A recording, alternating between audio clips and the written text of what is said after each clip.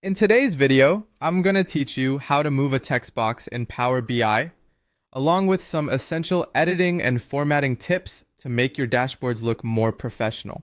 Whether you're a seasoned analyst or just starting out, mastering text boxes can really help you present your data more effectively. So let's dive right in. First things first, open Power BI. If you're new to this, Power BI is a robust business analytics tool by Microsoft that helps visualize your data and share insights across your organization or embed them in an app or website. Once you have Power BI up and running on your system, the next crucial step is to import your data.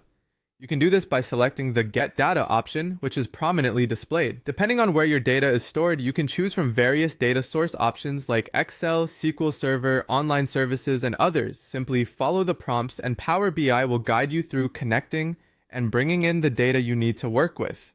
With your data imported, the visual canvas is where the magic happens. Head over to the visualization section, which you'll typically find on the right-hand side of the Power BI interface. From here, you can insert different visuals, including our main focus, the KPI report. A KPI, or Key Performance Indicator, is a versatile visual used to showcase whether you're on track to achieve business goals. Simply select KPI from the Visualizations pane, and Power BI will populate your report with a default KPI setup. Make sure to arrange your data fields in the KPI visualization correctly, ensuring your values represent what you intend to measure and monitor.